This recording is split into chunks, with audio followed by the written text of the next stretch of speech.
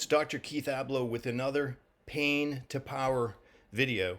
It's a time when coronavirus is sidelining so many things. So many businesses are not opening, employees not going to work. It could easily be a time when you track the news items of the day almost obsessively and look at the cases going up. And I know what's happening, you know what's happening.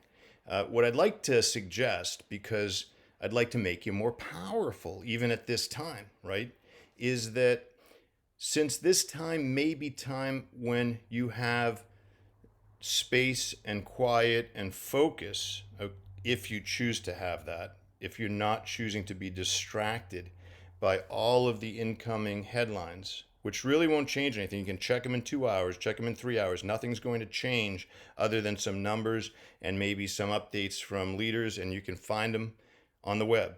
So what I'd urge you to say is, listen, what should I devote this time to? And let's make it something that I otherwise wouldn't necessarily do. Maybe it's that you want to write something about this, or just start a book if you've had it in mind to do that.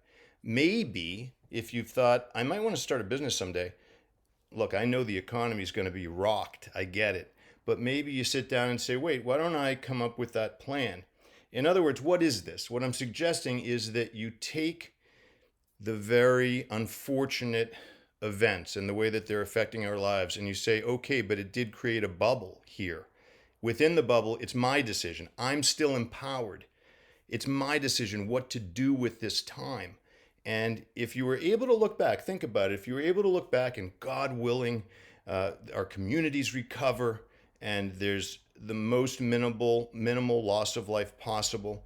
And if you were able to look back and say, you know what, as horrifying as that time was, as anxiety provoking as it was, it did trigger in me a desire to be very much alive. That's the key here.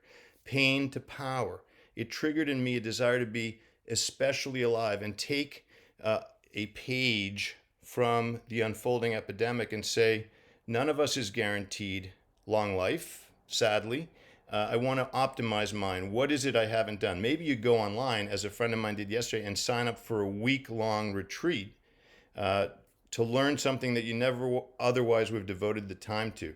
This is 6 months from now, but she signed up, okay? Maybe it's that you sign up for a screenwriting course if you care about that. Maybe you sign up for a workshop on a religious topic or a spiritual topic that you care about. Whatever it might be, you use this time and say, you know what, I'm getting a message here that life's precious and I have the time now to optimize mine in a way. I'm going to use it so that I can look back and say, so weird, that's the time I planted that seed. Look the way in which the seed has grown.